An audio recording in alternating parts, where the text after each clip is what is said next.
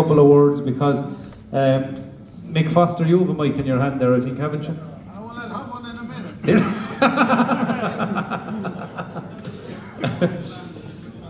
Tell us a little bit about your experience with Richie Kavanagh, Mick. Right, well, I had a couple of experiences. Keep them clean though, the good ones we want. He recorded a song one time about Dick. I'm dreaming about Dick, or I'm thinking about Dick. And anybody that heard it, if they heard the recording, there was a woman groaning in the background as he was singing this song. And the woman was my wife, Myra, was down there at the back. And she never got a penny. And then, you see, Tony and myself, we toured Australia 20 times. And one of the times we were out there, we'd always be doing television and radio and all this kind of carry on. And we were after recording Richie's Aon Fuchalella, and we decided we'd do this on national television in Australia. So as they were saying earlier on, you had to do a sound check and all that.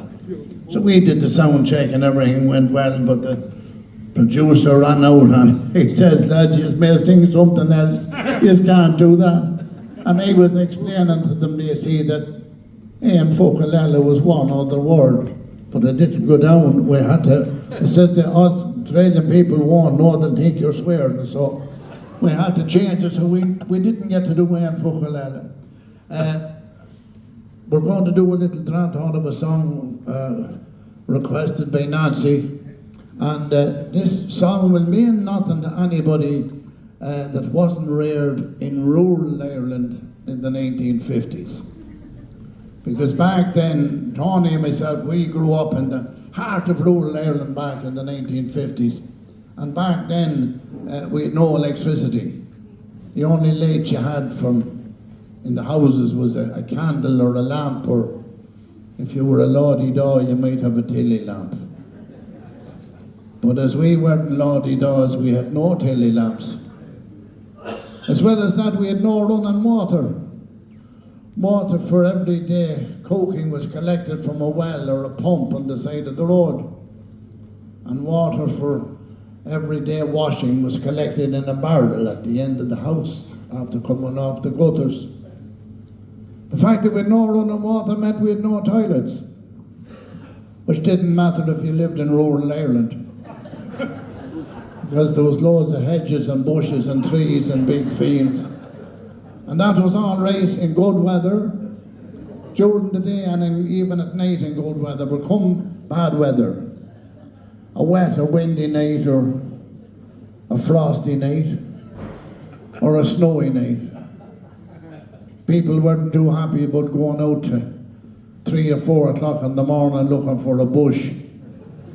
So to combat that, there was a little vessel that went in under the bed, known by several different words, but in very polite society it was known as a chamber pot. Mainly for use by the ladies, but now and again in the middle of the night, a fella could be under pressure and he might use it. So the little song we're going to do tells the story of a little bit of a mishap a fella had one night, and he tried to use a chamber pot. As soon as I sort this mic stand here, we'll do it. Ladies and gentlemen, would you give a huge big round of applause to Mick Foster, Tony and Alan, otherwise known as Foster and Alan. I think I'm in business. Going on, Grant. Making the saying, do I want to sit beside Tony? I'm sitting beside him for the last 52 years. He can manage to do it just for 3 minutes. That's where this short works then. Just open, work better if it's open. I think we're in business.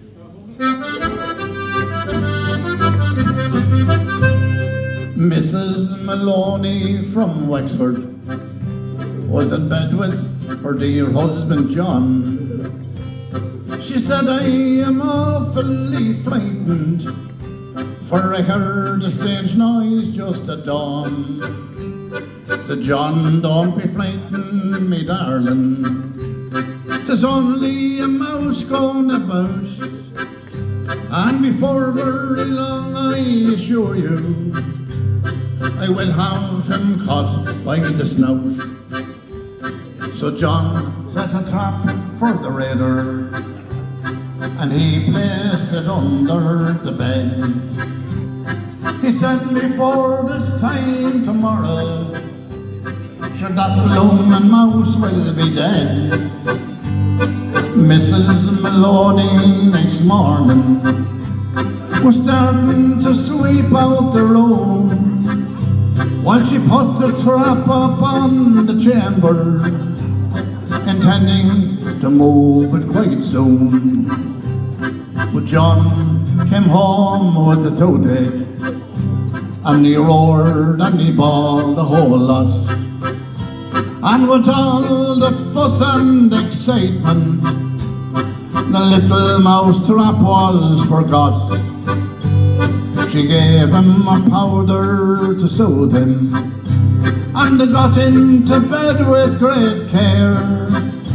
And she told him the patience that Job had, and all the great pain he could bear.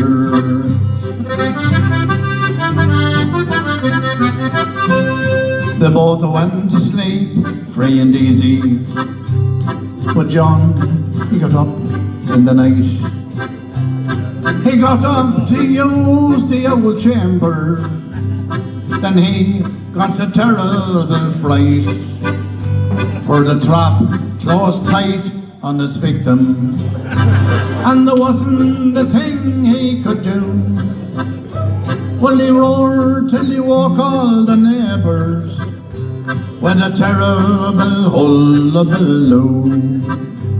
And Mary, still thinking 'twas toothache, sat up in the bed with the jump. Why the hell don't you go to the dentist and have him pull out that old stump? It's not the old stump that annoys me, but I've just had a terrible grab, and I wonder what patience would Job have if he caught his mouse in a trap. Thank you very much. Foster and Alan, folks. How about that? Wasn't it